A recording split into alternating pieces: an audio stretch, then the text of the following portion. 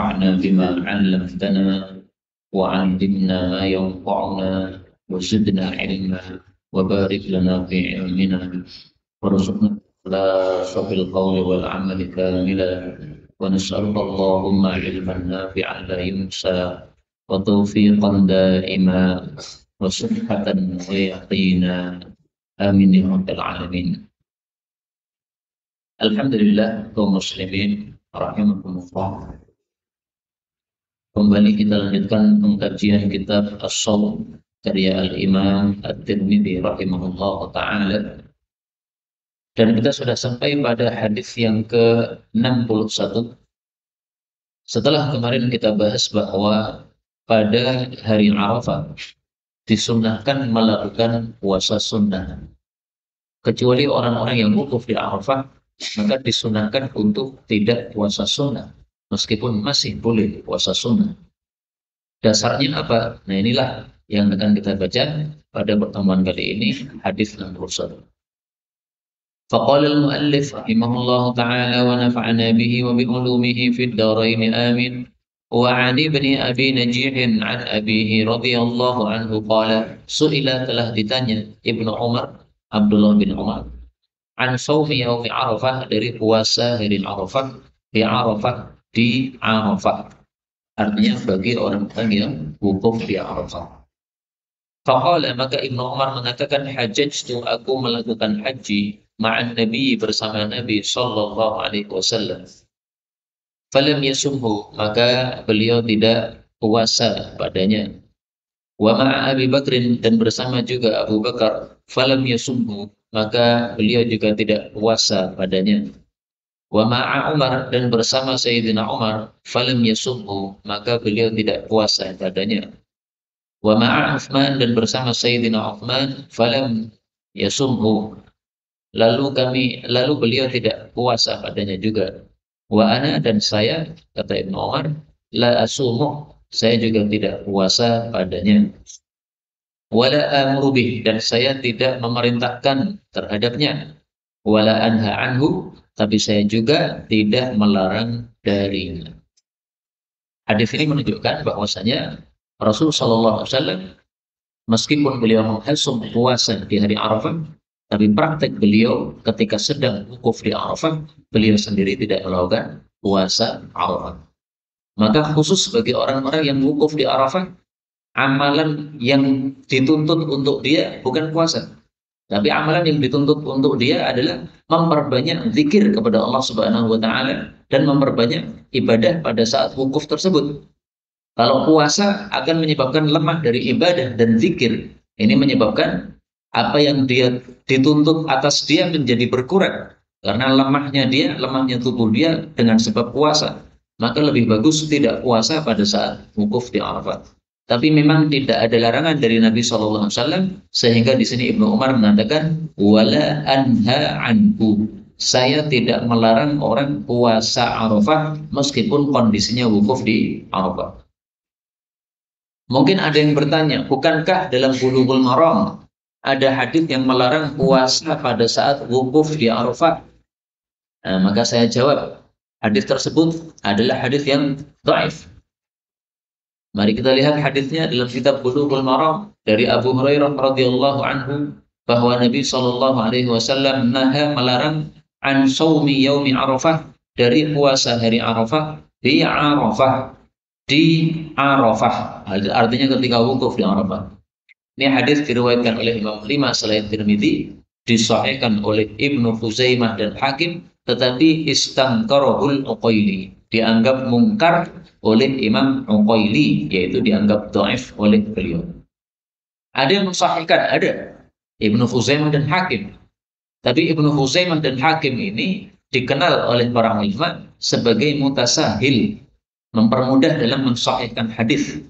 Karena itu ketika di sini diperselisihkan, ada yang mengatakan dhaif, ada yang mengatakan sahih, maka dimenangkan yang mengatakan dhaif, karena yang mensahihkan adalah ulama-ulama yang dikenal mempermudah dalam mensahihkan hadis. Karena itu Syekh Zuhairi mengatakan di dalam footnote kitab Bulughul Maram, dhaifun, hadis ini dhaif. Kemudian beliau sebutkan di sini sebabnya apa, kenapa hadisnya itu dhaif. Kemudian kita ambil satu faedah dari hadis ini, bahwasanya Sayyidina Ibnu Umar menyebutkan Nabi SAW, kemudian menyebutkan Abu Bakar, menyebutkan Umar, menyebutkan Utsman. Ini menunjukkan fadilah yang dimiliki oleh tiga orang ini. Satu yang tidak disebutkan dari khulafa yang empat, yaitu Ali bin Abi Thalib. Abu Bakar, Umar, Utsman disebut. Kenapa untuk Ali bin Abi Thalib kok tidak disebut? Padahal termasuk khulafa yang empat. Nah, maka jawabannya adalah tiga orang ini sudah disepakati di masa hidup Nabi sebagai orang yang paling utama setelah Nabi SAW. Adapun setelah tiga orang ini, maka tidak ada kesepakatan di antara para sahabat siapa yang lebih utama di antara sahabat-sahabat Nabi yang ada. Kita lihat hadisnya di dalam kitab Sahih Bukhari. Ibnu Umar mengatakan, "Kunna fi zamanin Nabi." Kami ketika Nabi masih hidup, la na'dilu bi Abi Bakrin ahadan. Kami menganggap Abu Bakar orang yang paling utama. Tidak ada yang lebih utama lagi di atas beliau. Thumma Umar, kemudian Umar, thumma Uthman, kemudian Uthman. Thumma natruku ashaban Nabi sallallahu alaihi wasallam. Kemudian sahabat-sahabat Nabi yang lain kami tinggalkan. Maksudnya tidak ada kesepakatan siapa yang lebih utama. Ada yang mengatakan Ali lebih utama, ada yang mengatakan Abu Ubaidah bin Jarrah lebih utama. Ada perselisihan pendapat. Tapi tiga urutan ini tidak ada perselisihan pendapat.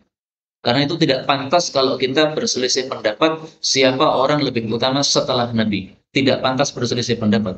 Para sahabat saja sudah sepakat. Paling utama setelah Nabi adalah Abu Bakar. Setelah Abu Bakar tidak pantas kita berselisih pendapat. Karena sahabat Nabi saja sudah sepakat. Paling utama adalah Sayyidina Umar. Setelah Sayyidina Umar tidak pantas kita berbeda pendapat. Karena para sahabat saja sudah sepakat. Paling utama adalah Sayyidina Utsman. Maka perselisihan di antara sebagian ulama pada waktu dulu, ada yang mengatakan Ali lebih utama, ada yang mengatakan Utsman lebih utama. Ini perselisihan yang semestinya tidak ada semestinya. Kenapa? Karena perselisihan ini muncul setelah adanya kesepakatan para sahabat bahwa Utsman itu orang yang paling utama setelah Sayyidina Umar. Lah kenapa kok ada pendapat yang mengatakan Ali lebih utama? Ini pendapat yang tidak pantas muncul. Karena apa? Menyelisih kesepakatan sahabat Nabi Sallallahu Alaihi Wasallam. Dan memang semua pendapat yang menyelisih kesepakatan sahabat Nabi itu tidak pantas muncul dan tidak pantas kita ikuti. Contoh kecil lah yang paling sering diberikan contoh dalam bab ini, karena kita akan masuk bulan Ramadan. Sepakat para sahabat Nabi untuk masuk Ramadan pakai ru'yat, tidak pakai hisab.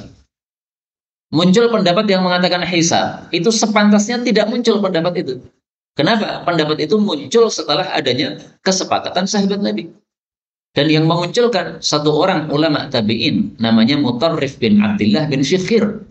Maka ketika Imam Mutarrif ini juga ulama juga, dia menggunakan ilmu hisab untuk menetapkan satu Ramadan. Itu komentar para ulama pada waktu itu mengatakan alangkah baiknya kalau dia meninggalkan pendapat tersebut. Kenapa? Karena pendapat dia itu menyelisih kesepakatan para sahabat. Lah siapa yang lebih utama daripada para sahabat? Nggak ada. Generasi tabi'in, apalagi generasi sekarang, nggak ada orang yang lebih utama daripada generasi sahabat Nabi Sallallahu Alaihi Wasallam. Nah, kalau generasi paling utama itu para sahabat sudah sepakat, tidak sepantasnya orang yang muncul belakangan kemudian memunculkan pendapat baru. Ini anehnya bukan main. Para sahabat Nabi sudah sepakat bahwasanya wanita nifas masa maksimalnya 40 hari. Itu sudah sepakat sahabat Nabi. Maka semestinya, ya, sepantasnya tidak muncul pendapat yang mengatakan maksimal nifas 60 hari, 50 hari. Itu semuanya pendapat-pendapat baru yang munculnya setelah kesepakatan para sahabat. Karena itu, guru-guru kita mengikuti pendapat bahwa maksimal nifas untuk para wanita yang melahirkan adalah 40 hari. Kalau minimalnya terserah sesuai darahnya, ya. Darahnya keluar 10 hari, ya berarti 10 hari sudah selesai nifas. 1 hari saja keluarnya berarti ya 1 hari sudah selesai nifas. Kalau maksimalnya 40. Baik, kembali ke sini. Kita lanjutkan bab qala rahimahullah, bab ma jaa, riwayat yang datang fil hathi, tentang hasungan ala saumi, untuk berpuasa yaumi Asyura, pada hari Asyura. Hadis nomor 2, an Abi Qatadah radhiyallahu anhu anna Nabiyya sallallahu alaihi wasallam qala, siyamu yaumi Asyura, puasa pada hari Asyura. Inni ahtasib, sesungguhnya aku ihtisab, mengharap pahala dari Allah, 'ala Allahi, kepada Allah, ayyukaffira, bahwasanya dia menghapuskan as-sanah, satu tahun, allati qabla, yang sebelumnya. Yang dimaksud yukaffir, Allah menghapus, ini maksudnya adalah Allah menghapuskan dosa-dosa kecil, bukan dosa-dosa besar. Karena dosa-dosa besar itu wajib seseorang untuk melakukan taubat darinya apabila ingin lepas darinya. Adapun dosa-dosa kecil, maka bisa dihapuskan oleh Allah Subhanahu wa taala dosa tersebut dengan amalan-amalan seperti ini. Kalau seseorang tidak punya dosa kecil, tapi dia punya dosa besar, maka amalan seperti ini bisa meringankan dosa-dosa tersebut. Kalau seseorang tidak punya dosa besar, juga tidak punya dosa kecil, maka amalan seperti ini fungsinya adalah meninggikan derajat. Seperti Nabi Muhammad SAW, beliau nggak punya dosa, kecil nggak punya, besar nggak punya. Maksum dari dosa kecil dan dosa besar. Kalau beliau melakukan puasa Asyura, apa fadilahnya untuk beliau? Padahal dosa nggak punya. Fadilahnya adalah meninggikan derajat. Dari mana taunya seperti itu? Para ulama mengetahui seperti itu dari dalil-dalil yang lain. Contoh misalnya dalil yang menunjukkan atau mengisyaratkan hal itu. Kalau kita pergi ke masjid, itu kan satu langkah menggugurkan dosa, satu langkah meninggikan derajat. Berarti imbangannya menggugurkan dosa adalah meninggikan derajat. Maka kalau fungsi menggugurkan dosa tidak ada, berarti fungsi yang lainnya yang berlaku, yaitu meninggikan derajat. Kemudian puasa Asyura, ini maksudnya adalah puasa tanggal 10 bulan Muharram. Maka Asyura dari kata-kata Ashir. Ashir artinya 10 atau ke-10. Dan itulah pendapat mayoritas para ulama. Meskipun ada perselisihan pendapat, nanti akan kita bahas. Ada yang mengatakan bahwa Asyura itu tanggal 9 Muharram. Tapi pendapat ini lemah, tidak usah diikuti. Puasalah pada tanggal 10, bukan pada tanggal 9. Adapun kalau 9 dan 10 kita puasa, lebih utama lagi, karena dua-duanya sunnah Rasulullah SAW. Bab berikutnya, babun majaa, riwayat yang datang fi rukhsah, tentang keringanan fi tarki shaumi, untuk meninggalkan puasa yaumi Asyura, pada hari Asyura. Hadis 63, an Aisyah radhiyallahu anha qalat, kana adalah Asyura'u, hari Asyura, yauman, satu hari, tasumuhu, yang berpuasa padanya, Quraisyun, orang-orang kafir Quraisy, fil jahiliyah, di masa jahiliyah. Wa kana, dan adalah Rasulullah sallallahu alaihi wasallam, yasumuhu, juga puasa Asyura. Falamma, maka tatkala qadima, beliau datang al-Madinah, ke kota Madinah, shamahu, beliau puasa Asyura. Wa amara an-nasa, dan menyuruh para manusia, bisiyamihi, untuk puasa Asyura.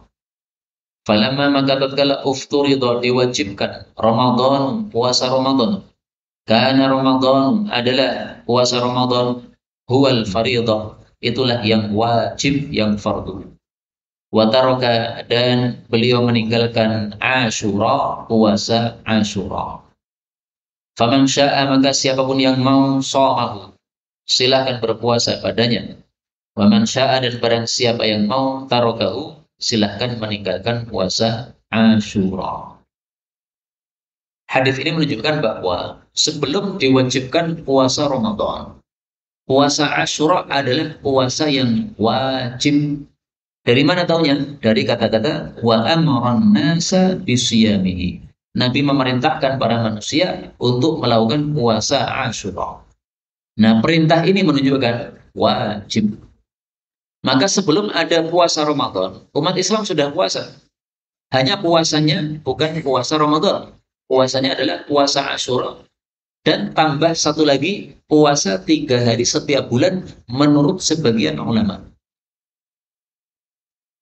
Tapi dalil yang mengatakan bahwa umat Islam dulu wajib puasa 3 hari setiap bulan, kata Al-Imam At-Tabari, tidak ada satupun dalil yang sahih. Karena itu yang sahih adalah yang Asyura saja. Maka sebelum adanya puasa Ramadan, yang wajib adalah puasa Asyura. Itu yang hadisnya sahih. Tapi yang 3 hari setiap bulan hadisnya tidak sahih menurut Al-Imam At-Tabari rahimahullah ta'ala. Kemudian yang dimaksud di sini, ufturidhu Ramadan. Diwajibkan puasa Ramadan. Itu maksudnya adalah yang disebutkan oleh Allah di dalam Al-Quran. Ya ayyuhalladzina amanu kutiba alaikumus syiyam.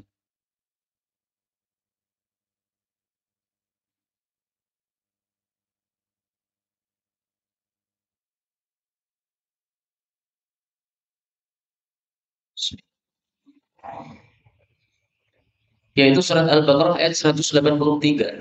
Wahai orang-orang yang beriman, diwajibkan atas kalian asyam, puasa. Puasa di sini menurut mayoritas para ulama adalah puasa Ramadan. Taunya dari mana? Dari ayat setelahnya. Ayyaman ma'dudat.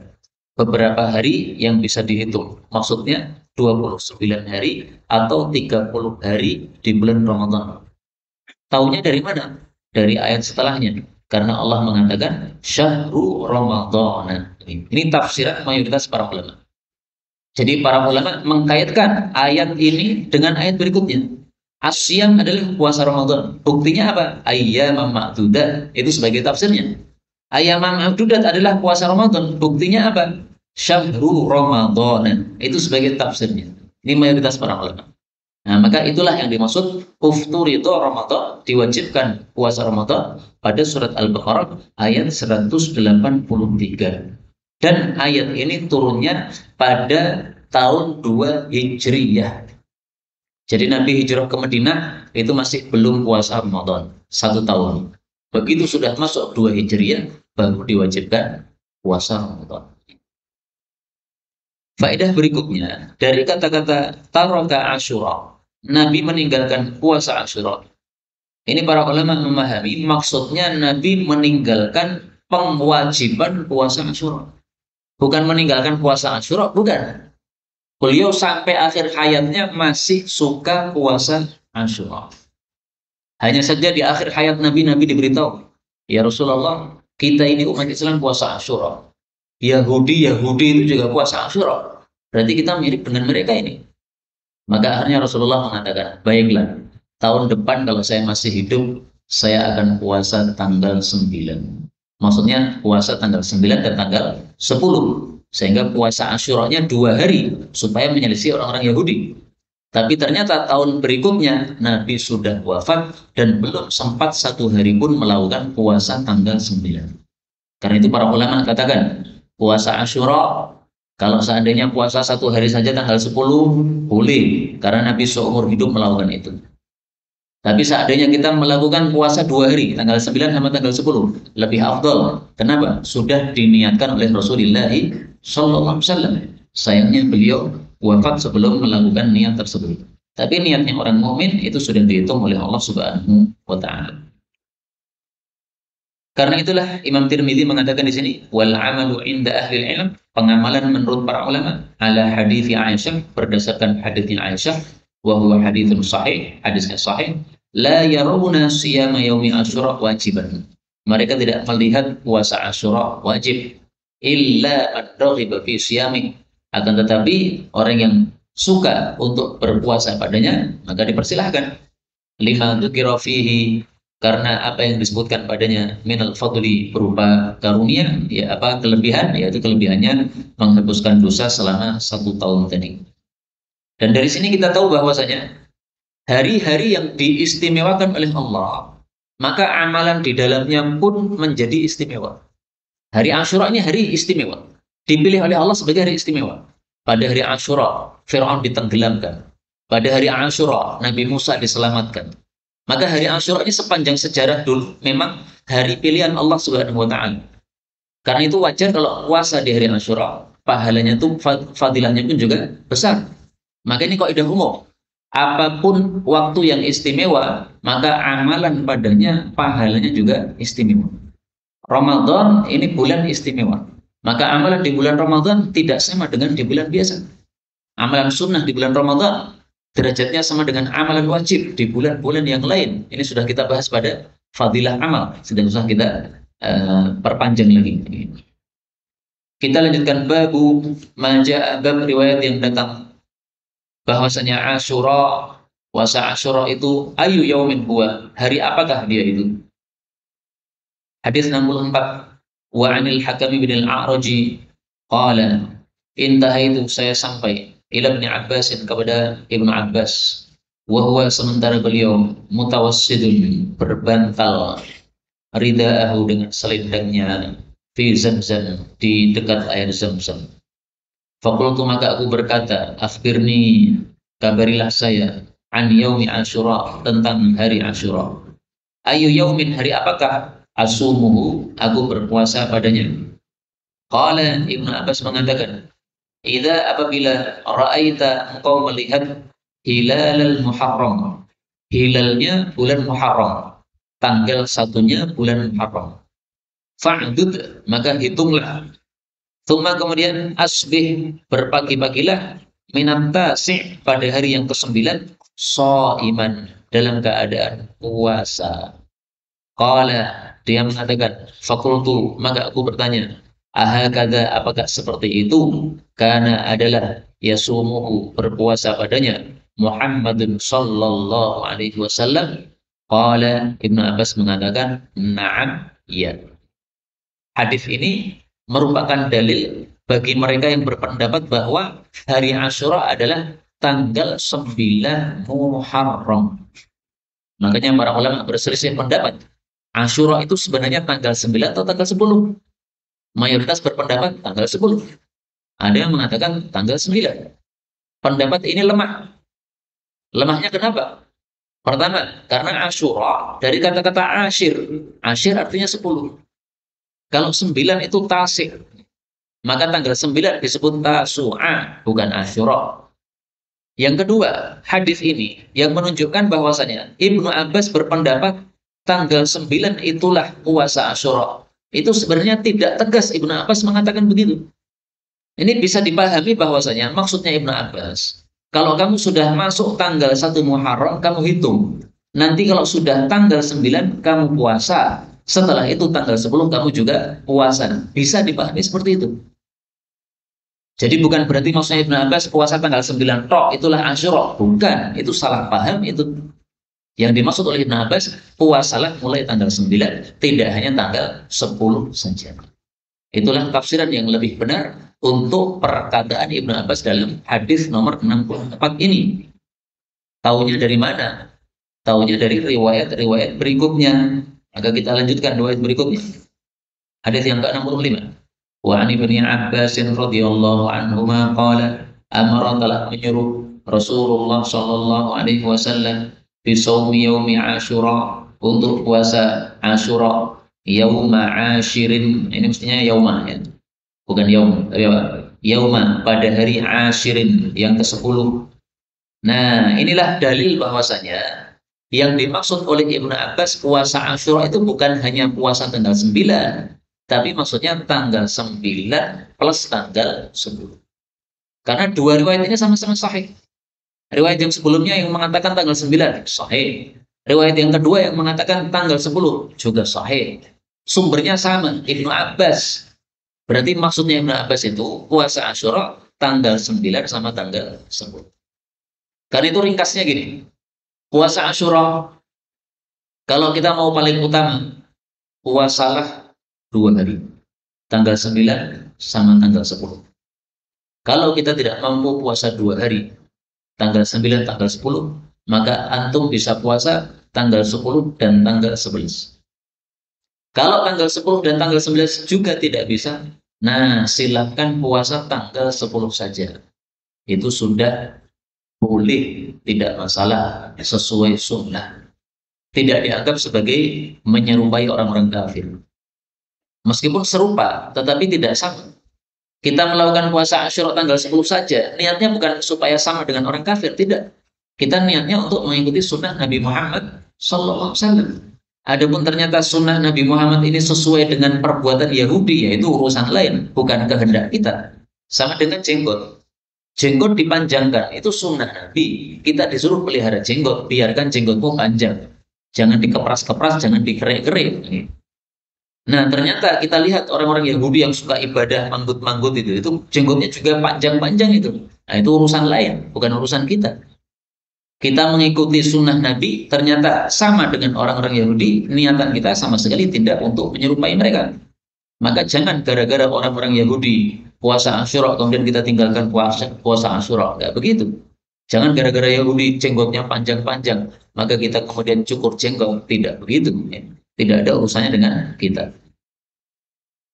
Kemudian Imam Tirmidzi di sini menjelaskan perselisihan para ulama. Waqtalafa ahlul ilm, berselisih para ulama fi yaumi Asyura, pada hari Asyura. Faqala ba'duhum, maka sebagian mereka mengatakan yaumut tasi', hari ke-9. Faqala ba'duhum, berkata sebagian mereka yaumul ashir, hari ke-10. Di sini paling bagusnya kalau Imam Tirmidzi mengatakan wa qalal jumhur, berkata mayoritas para ulama tanggal 10. Karena rata-rata para ulama menjelaskan Asyura adalah tanggal 10. Waruya, dan diriwayatkan Ali bin Abbas, dari Ibnu Abbas, annahu qala, bahwasanya beliau mengatakan sumu, puasalah kalian at-tasi'ah, tanggal 9, wal ashira, dan tanggal 10, wa khalifu, dan selisilah al-yahuda, orang-orang Yahudi. Nah, maka dari sini kita tahu bahwa yang dimaksud Ibnu Abbas puasa tanggal 9 itu bukan hanya tanggal 9 saja, ya. Ini sangat jelas. Wa bihadzal hadis, dan berdasarkan hadis inilah, yaitu hadis yang puasa tanggal 10 itu, yaqulu Syafi'i, berpendapat Imam Syafi'i, wa Ahmad, dan Imam Ahmad bin Hanbal, wa Ishaq, dan Imam Ishaq bin Rahuyah. Imam Syafi'i pendiri madhab Syafi'i, Imam Ahmad pendiri madhab Hambali, Imam Ishaq pendiri madhab Ishaq. Tapi madhab ini sudah punah. Karena itu saya sering kali katakan, kalau kita mempelajari kitab Sunan Tirmidzi, itu enaknya adalah, satu, kita tahu hadis-hadisnya. Dua, kita tahu perselisihan pendapat para ulama di dalam hadis tersebut. Tiga, kita tahu madhab-madhab yang sudah punah. Ini kalau tidak dijelaskan oleh beliau Ishaq, kan kita nggak ngerti bahwasanya dulu ada madhab Ishaq bin Rahuyah. Jadi madhab itu muncul kenapa? Karena ada ulama besar, pengikutnya banyak. Akhirnya pemikiran-pemikirannya tersebar. Jadilah satu madhab, madhab Syafi'i. Karena yang memunculkan Imam Syafi'i. Muncul di sana tempat lain, Imam Ahmad bin Hanbal, ulama besar, paling terkenal di masanya. Murid-muridnya banyak. Akhirnya pemikirannya tersebar. Jadilah madhab Hambali, Ahmad bin Hanbal. Di masa Imam Ishaq dulu juga ada madhab Ishaq. Maka ada madhab Tabari, ada madhab Laifi, ada madhab Auza'i, ada madhab Thauri. Dari mana taunya? Dari kitab Sunan Tirmidzi. Maka sekali lagi saya katakan bahwa Sunan Tirmidzi ini kitab hadis yang paling bagus dipelajari sebelum Sahih Bukhari. Sahih Bukhari itu jelimet, susah, bab-babnya tidak gampang. Kadang-kadang orang membaca antara bab dengan hadisnya orang nyambung blas. Itu karena pinternya Imam Bukhari. Dari satu hadis ini bisa diambil kesimpulan bab ini. Nah, orang yang belum terbiasa dengan pemikiran Imam Bukhari jadi mumet ya. Ini kaitannya bab dengan hadis apa kok nggak ada kaitannya? Padahal ada kaitannya. Tapi kalau Sunan Tirmidzi, semua orang baca mudah paham. Bab-babnya itu dipahami oleh orang yang membacanya dari berbagai kalangan. Kita lanjutkan. Bab majah, riwayat yang datang fi siyami, tentang puasa al-ashri, 10 hari, maksudnya 10 awal Dzulhijjah. Hadis yang ke-66. Wa an Aisyah radhiyallahu anha qalat, ma ra'aitu, tidaklah aku melihat an-nabiyya sallallahu alaihi wasallam sha'iman, berpuasa fil ashri, pada 10 awal Dzulhijjah, qattu, sama sekali. Kaum muslimin rahimani wa rahimakumullah, diperselisihkan apakah tanggal 10 Dzulhijjah ini Nabi Shallallahu Alaihi Wasallam berpuasa ataukah tidak. Tetapi sepakat para ulama bahwa boleh kita puasa pada 10 hari awal Dzulhijjah. Hanya diperselisihkan apakah sunnah Nabi atau bukan. Apakah Nabi juga melakukannya atau bukan. Itu diperselisihkan. Yang mengatakan Nabi tidak pernah melakukan puasa 10 awal Dzulhijjah berdasarkan hadisnya Aisyah ini. Dia mengatakan saya tidak pernah melihat Nabi puasa 10 awal Dzulhijjah sama sekali. Sama sekali artinya seumur hidupnya tidak pernah. Bagi yang berpendapat bahwa Nabi puasa 10 awal Dzulhijjah, ada hadis lain yang mengatakan ada puasa-puasa yang tidak pernah ditinggalkan oleh Nabi. Satu, puasa pada 3 hari Ayyamul Bid. Yang kedua, puasa pada 10 awal Dzulhijjah. Tapi hadis tersebut saya jujur hadisnya diperselisihkan oleh para ulama. Ada yang mensahihkan, ada juga yang mendhaifkan. Adapun hadisnya Aisyah ini tidak begitu kuat untuk dijadikan dalil. Karena Aisyah hanya mengatakan saya tidak melihat Nabi puasa tanggal 10 hari Dzulhijjah. Dia tidak melihat, bisa jadi orang lain melihat. Karena Nabi kan istrinya 9. Tidak setiap hari Nabi berada di rumahnya Aisyah radhiyallahu anha. Karena Nabi itu giliran rumahnya. Dan namanya puasa itu pasti siang hari, nggak ada puasa malam hari. Makanya wajar kalau seandainya Aisyah tidak pernah melihat Nabi puasa tanggal 1 sampai 10 Dzulhijjah, tetapi istri-istri yang lain atau sahabat yang lain melihat beliau berpuasa padanya. Bisa jadi. Karena itu ringkasnya saja. Silahkan panjenengan puasa tanggal 1 sampai tanggal 9 Dzulhijjah. Tidak ada masalah. Meskipun Nabi tidak pernah melakukannya. Meskipun tidak ada masalah. Kenapa? Karena puasa itu bebas hari apa saja. Yang penting bukan hari yang dilarang oleh Allah dan Nabi. 5 hari dilarang oleh Allah dan Nabi. 1, Idul Fitri. 2, Idul Adha. Dan 3 hari tasyrik. Maka tanggal 1 sampai tanggal 9 Dzulhijjah ini tidak masalah kita untuk puasa. Maka yang dimaksud al-ashr ya, 10 hari awal Dzulhijjah ini bukan betul-betul 10 hari. Ya tanggal 1 sampai tanggal 9 saja. Karena tanggal 10-nya haram untuk puasa sunnah sama sekali. Puasa apapun haram pada tanggal 10 Dzulhijjah karena dia merupakan hari raya Idul Adha. Sekarang kita bahas apa fadilahnya kalau berpuasa pada tanggal 1 sampai tanggal 9 Dzulhijjah. Fadilahnya apa? Jawabannya hadis setelahnya. Bab majaa, bab riwayat yang datang fil amal tentang amalan fi ayyamil ashr pada 10 hari yaitu awal Dzulhijjah. Hadis 67. An Sa'id bin Jubair an Ibni Abbas radhiyallahu anhu qala qala Rasulullah sallallahu alaihi wasallam tidak ada min ayyamin hari-hari al-amalus salih yang amal saleh fihinna pada hari-hari itu ahabbu ilallah lebih dicintai oleh Allah, maksudnya lebih besar pahalanya min daripada hadhil ayyam hari-hari ini al-ashr yaitu 10 awal Dzulhijjah.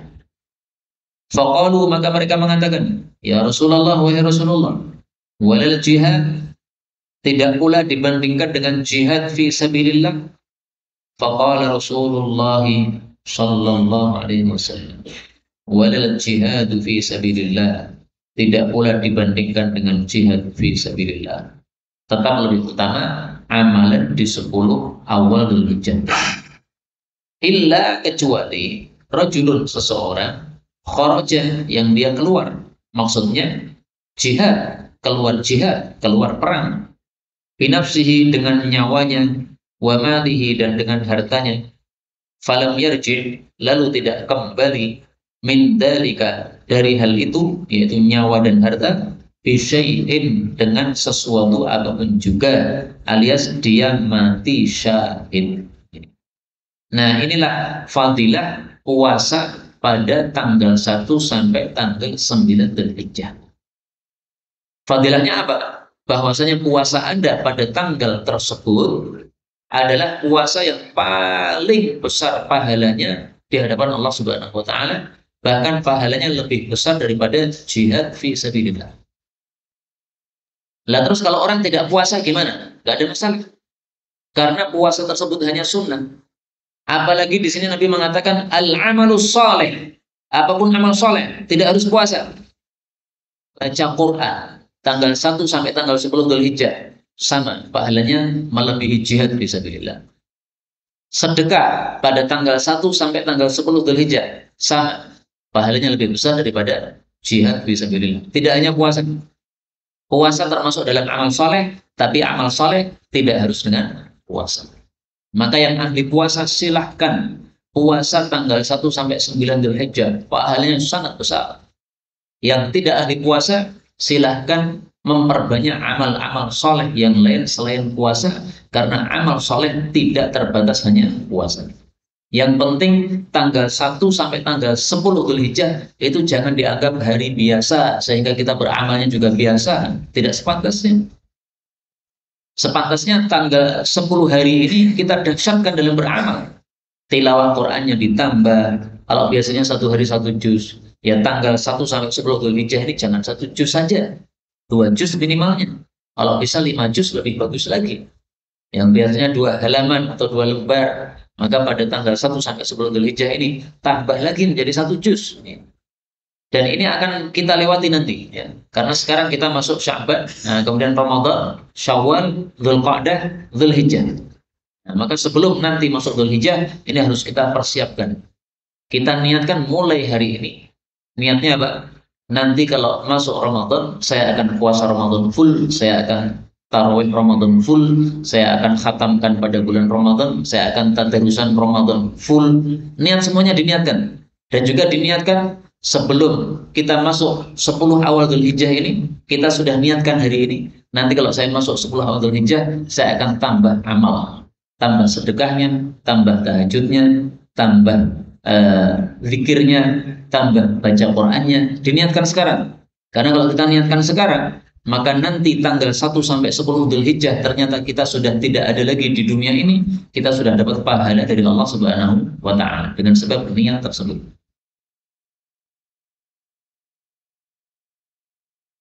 Kemudian dari hadis ini kita ambil pelajaran juga bahwa amalan yang satu-satunya tidak bisa ditandingi adalah kalau seseorang melakukan jihad, kemudian dia mati syahid, sehingga lam yarji bi syai'in, pulang tidak bawa apa-apa. Nyawanya tidak dibawa pulang karena sudah mati. Hartanya juga tidak dibawa pulang karena sudah, kuda kalau zaman dulu ya, kudanya juga sudah mati di medan jihad. Nyawanya mati, kudanya mati. Sebagaimana disebutkan oleh Nabi dalam hadis yang lain. Beliau mengatakan, wa ukirat jawadu afdalus syuhada, orang mati syahid yang paling utama, man sufika dam, orang yang darahnya ditumpahkan alias dia mati. Wa ukirat jawadu, dan dilukai atau disembelih kuda yang larinya kencang milik dia. Hadis riwayat Tabarani sahih. Nah, maka itulah yang dimaksud falam yarji min dzalika bi syai'. Pulang enggak bawa apa-apa. Nyawanya sudah melayang, sudah mati saya. Kudanya sudah tidak bisa dipakai lagi, sudah dibunuh atau sudah disembelih oleh orang-orang yang kafir kepada Allah Subhanahu wa taala. Kita lanjutkan hadis 68. Wa an Sa'id bin al-Musayyib. Ini boleh dibaca Musayyib, boleh juga dibaca Musayyab. Hanya saja guru-guru saya lebih suka membaca Musayyab karena yang paling terkenal adalah Musayyab. An Abi Hurairah radhiyallahu anhu 'anil Nabi sallallahu alaihi wasallam qala, "Ma min ayyamin, tidak ada hari-hari, ahabbu ilallah, yang lebih dicintai oleh Allah, maksudnya lebih banyak pahalanya, ayyuta'abbadalahu, untuk dilakukan ibadah kepada Allah, fiha, pada hari-hari tadi, min, daripada ashri Dzulhijjah, 10 awal Dzulhijjah." Hadis ini sampai kalimat ini sahih karena sesuai dengan hadis sebelumnya. Kemudian separuh berikutnya ini dhaif, yaitu pada kalimat ya'dilu siyamu, sebanding berpuasa, kulli yaumin minha, setiap satu hari dari 10 hari tadi, sebanding dengan bisiyami sanatin, dengan puasa 1 tahun. Wa qiyam kulli lailatin, dan qiyamul lail pada setiap malam, minha dari malam-malam tersebut, sebanding biqiyami lailatul qadar, dengan tahajud pada Lailatul Qadar. Nah, maka hadis ini dibagi dua poin ya. Poin pertama, kalimat pertama sahih. Kenapa sahih? Karena sesuai dengan hadis sebelumnya. Poin kedua atau kalimat kedua ini dhaif karena sanadnya memang dhaif dan tidak ada penguatnya. Karena itulah Imam Tirmidzi mengatakan haditsun gharibun. Hadis ini gharib. Ketahuilah kalau Imam Tirmidzi mengatakan hadis itu gharib, itu maksudnya apa? Dhaif. Ini sudah berulang-ulang saya sampaikan. Ini istilahnya Imam Tirmidzi di dalam kitab Sunannya. Kalau beliau mengatakan hadis gharib, itu berarti dhaif. Ya. Tapi kalau hadis hasan gharib, enggak dhaif. Atau sahih gharib, enggak dhaif. Tapi kalau hadis itu gharib, gitu aja, maka itu maksudnya adalah dhaif. Dan hadis dhaif tidak bisa dijadikan sebagai hujjah. Karena itu tidak bisa kita meyakini bahwa puasa satu hari pada 10 awal Dzulhijjah itu seperti puasa 1 tahun. Qiyamul lail pada tanggal 1 sampai 10 Dzulhijjah seperti qiyam Lailatul Qadar. Nggak bisa kita yakini, nggak begitu, nggak bisa. Namanya hadis dhaif itu sesuatu yang masih disangkakan. Bisa jadi Nabi mengatakan, bisa jadi juga tidak. Nah, maka masih persangkaan. Yang namanya persangkaan tidak bisa dijadikan dalil. Karena Allah mengatakan dalam Al-Quran, Inna dhanna la yughni minal haqqi syai'a. Surat An-Najm ayat 28. Sesungguhnya persangkaan tidak mencukupi untuk kebenaran sedikit pun.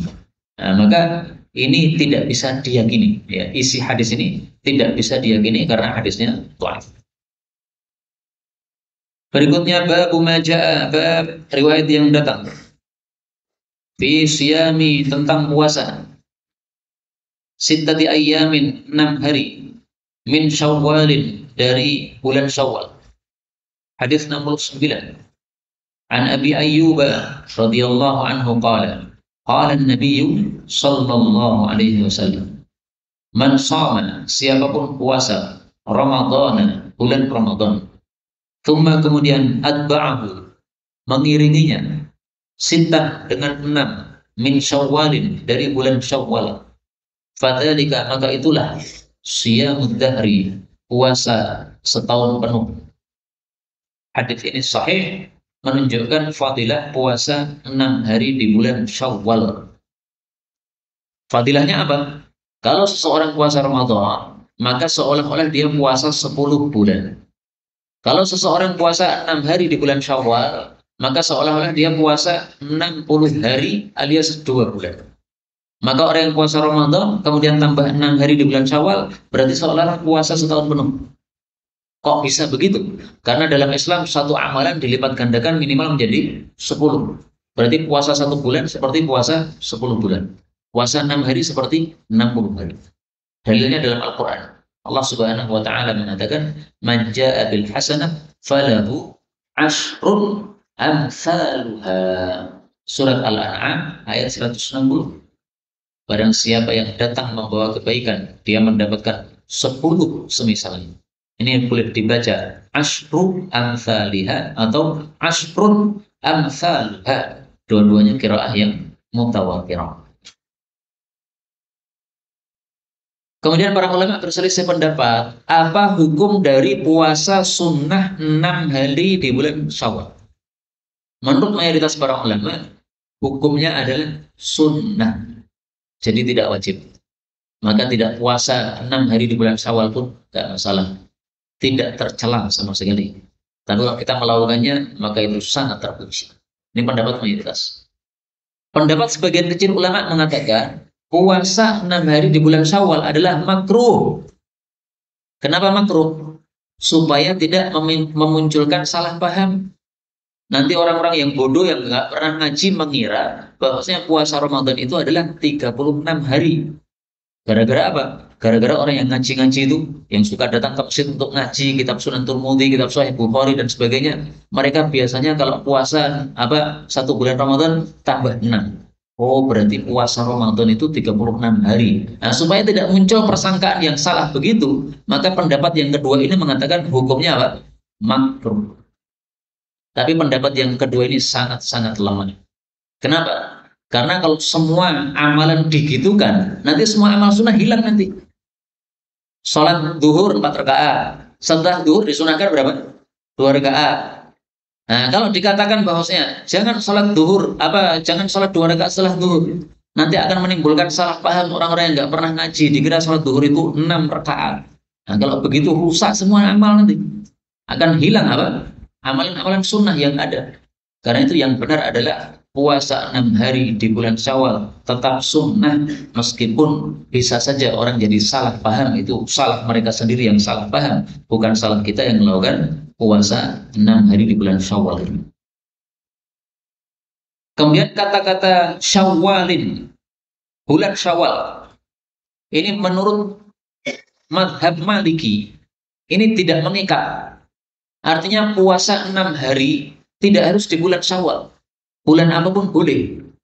Adapun Nabi mengatakan bulan Syawal itu untuk memudahkan. Kita sudah terbiasa puasa 1 bulan. Maka kalau sunnah 6 hari gampang, ya. Karena sudah terbiasa. Sehingga kalau puasa 6 hari ini dilakukan di luar Syawal, misalnya 6 hari di bulan Muharram, pahalanya tetap sama. Sama-sama, Pak. Sama-sama mendapatkan pahala puasa 1 tahun penuh. Dan pendapat mazhab Maliki ini menurut saya sangat bagus sekali. Bagusnya kenapa? Karena pelipat gandaan amal 1 menjadi 10 itu tidak hanya pada bulan Syawal saja. Anda puasa 6 hari di bulan Syawal sama 1 kali 10. Puasa 10 hari di bulan Muharram sama juga 1 kali 10. Karena itu kata-kata Syawal ini menurut mazhab Maliki tidak mengikat, tidak harus Syawal. Adapun Nabi mengatakan Syawal karena Nabi itu lemah lembut kepada umatnya. Beliau khawatir kalau memberatkan umatnya. Harus puasa di bulan Muharram, sementara jaraknya antara Ramadan dengan Muharram ini sudah lama. Kita sudah nggak terbiasa puasa lagi. Nah, maka ini satu pendapat yang menurut saya bagus, meskipun pendapat ini tidak populer. Mayoritas ulama pendapat yang namanya 6 hari di bulan Syawal itu ya harus Syawal. Kalau bukan Syawal namanya bukan Nyawal. Nah, terserah monggo. Kemudian menurut mazhab Syafi'i, 6 hari di bulan Syawal ini boleh diniatkan dengan niatan yang lain. Panjenengan biasa puasa Senin Kamis, maka panjenengan puasa 6 hari di bulan Syawal dipaskan Senin Kamis. Setelah itu pekan berikutnya Senin Kamis lagi. Pekan berikutnya lagi Senin Kamis lagi. Maka Anda sudah puasa 6 hari di bulan Syawal. Meskipun dibarengkan dengan puasa Senin Kamis yang sudah biasa Anda lakukan di luar Syawal, sama aja. Bahkan termasuk ibu-ibu yang hamil atau yang haid ya, sehingga 6 hari tidak puasa di bulan Ramadan, itu boleh mengganti puasanya di bulan Syawal dengan 2 niatan.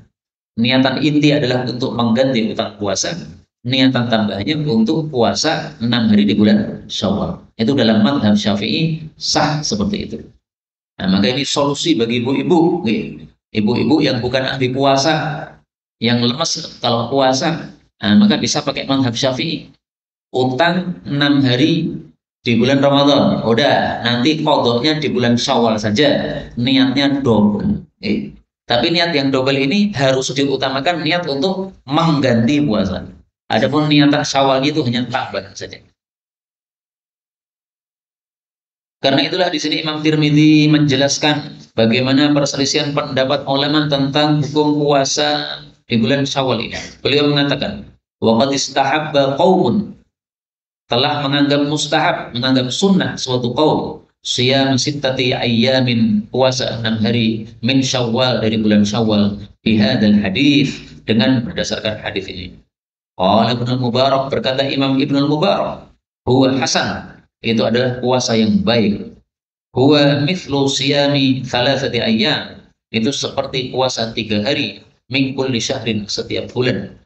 Qala Ibnu Mubarak, berkata Ibnu Mubarak, wa yurwa fi ba'dil ahadits, diriwayatkan dalam sebagian hadis, wa yulhaqu hadha siyam di Ramadan, dan puasa 6 Syawal ini digabungkan dengan Ramadan. Digabungkan maksudnya gimana? Setelah panjenengan puasa Ramadan, kemudian tanggal 1 Syawal panjenengan Idul Fitri, maka tanggal 2 langsung puasa. Berturut-turut sampai 6 hari. 2, 3, 4, 5, 6, 7. Maka puasa Ramadan, kemudian istirahat 1 hari, kemudian langsung 6 hari. Mulai tanggal 2 sampai tanggal 7. Itu maksud yulhaqu hadza bi Ramadan. Digandengkan dengan Ramadan. Langsung. Waqtar Ibnu Mubarak, dan Ibnu Mubarak memilih antakuna, bahwasanya adalah sittata ayyamin, 6 hari, fi awwali syahri, di awal bulan Syawal, yaitu tanggal 2 sampai tanggal 7 tadi. Waqat ruwiya, dan diriwayatkan Ibnu Mubarak, dari Ibnu Mubarak, annahu qala, bahwa dia mengatakan, in shoma, kalau seseorang puasa, sittata ayyamin min Syawalin, 6 hari di bulan Syawal, mutafarriqan, dengan berpisah-pisah harinya. Maksudnya tidak berturut-turut, tidak langsung, fa huwa jaiz, maka itu juga boleh. Tanggal 1 puasa, tanggal 2 puasa, nanti tanggal 10 puasa lagi, tanggal 15 puasa lagi, tanggal 20 puasa lagi, sampai 6 hari, boleh. Nggak harus urut, nggak harus. Nah, ini adalah pendapat mayoritas para ulama. Sekarang pendapat minoritas. Wa 'anil Hasan al-Basri, diriwayatkan dari Hasan al-Basri, qala, dia mengatakan, karena adalah idza dzukira indah, apabila disebut di hadapan beliau, siyam sittati ayyamin min Syawal, tentang puasa 6 hari di bulan Syawal, fayaqul, maka beliau berkomentar, wallah, demi Allah, laqad radiyallahu, Allah itu sudah ridho, fi siyami hadza syahri, dengan puasa 1 bulan Ramadan, an as-sanati kulliha, dari seluruh tahun yang lain. Artinya nggak usah nambah-nambah. Udah puasa Ramadan udah cukup, ngapain ditambah-tambah lagi? Nah, maka pendapat Hasan al-Basri ini tampaknya yang dijadikan dasar oleh mereka yang mengatakan bahwa puasa Syawal hukumnya apa? Makruh. Puasa Syawal hukumnya makruh. Nah, itu salah satunya, landasannya adalah ini, pendapat Hasan al-Basri. Tapi sudah kita jawab tadi bahwa ini pendapat yang lemah. Kita tambah satu hadis lagi. Bab majaa, tentang apa yang datang, fi shaumi thalathati ayyamin, pada puasa 3 hari, min kulli syahrin, setiap bulan. Hadis 70. Wa Nabi Hurairah radhiyallahu anhu qala, ahida, menyuruh, ilayya, kepada saya, an-nabiyyu sallallahu alaihi wasallam, thalathatan, 3 perkara. 1, alla ana, supaya aku tidak tidur, illa ala witrin, kecuali di atas salat witir, maksudnya setelah salat witir. Yang kedua, wa shauma thalathati ayyamin, puasa 3 hari, min kulli syahrin, setiap bulan. Yang ketiga, wa an usalli duha, supaya saya salat duha.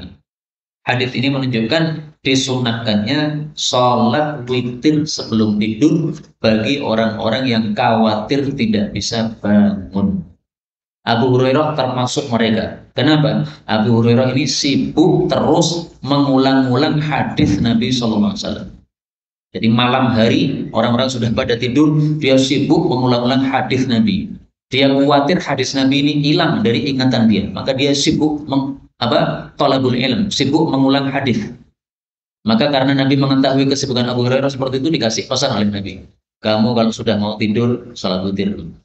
Karena dikhawatirkan karena tidurnya terlalu malam, jam 12 mungkin baru tidur. Akhirnya nanti bangunnya pas adzan subuh. Nah, maka berarti tidak sempat salat witir. Maka oleh Nabi dikasih saran, salat witir dulu. Karena itu manusia dibagi 2. Kalau dia sudah biasa bisa bangun sebelum subuh, salat witir lebih utama bagi dia bangun tidur. Orang yang tidak terbiasa bangun sebelum subuh, atau khawatir tidak bangun sebelum subuh. Misalnya panjenengan ronda, gara-gara ronda akhirnya tidurnya kemalaman. Khawatir nanti tidak bisa bangun, witirlah sebelum tidur. Kemudian sunnah yang kedua adalah puasa 3 hari setiap bulan. Ini fungsinya untuk melenyapkan penyakit-penyakit dalam hati kita, sebagaimana hadis yang sahih dalam kitab sunnah. Kemudian yang ketiga adalah sholat duha setiap hari. Karena itu sholat duha lebih utama setiap hari daripada dilakukan bolong-bolong. Sholat duha lebih baik istiqamah daripada kadang-kadang sholat duha, kadang-kadang tidak. Adapun untuk Nabi, ini hukum khusus. Nabi sholat duhanya tidak setiap hari. Beliau kadang-kadang saja, itu beliau punya udzur, punya alasan. Beliau mengatakan, saya khawatir kalau sholat duha diwajibkan untuk umat Islam. Maka beliau sengaja apa? Sengaja sholat duhanya kadang-kadang. Lah kalau kita kan nggak ada kekhawatiran, karena tidak mungkin wahyu turun kepada kita, nggak mungkin. Maka silakan sholat duha setiap hari. Itu lebih baik daripada sholat duha bolong-bolong. Tapi sholat duha bolong-bolong lebih baik daripada tidak sholat duha sama sekali. Karena itu panjenengan yang belum terbiasa sholat duha, saya sarankan untuk sholat duha meskipun bolong-bolong. Panjenengan yang sudah biasa sholat duha tapi bolong-bolong, saya sarankan duhanya setiap hari. Dan itu sangat besar sekali pahalanya bagi orang yang melakukannya, karena sholat duha itu menggugurkan kewajiban kita mensyukuri 360 persendian yang ada pada tubuh kita. Ini 360 persendian nikmat Allah wajib disyukuri setiap hari dengan melakukan sedekah 360 kali. Dan kita tidak mungkin sedekah 360 kali dengan duit, tidak mungkin. Maka bisa diganti dengan sholat duha. Inilah yang dapat disampaikan, benarnya dari Allah Ta'ala. Kalaupun ada salahnya, wa astaghfirullahal azim li wa lakum.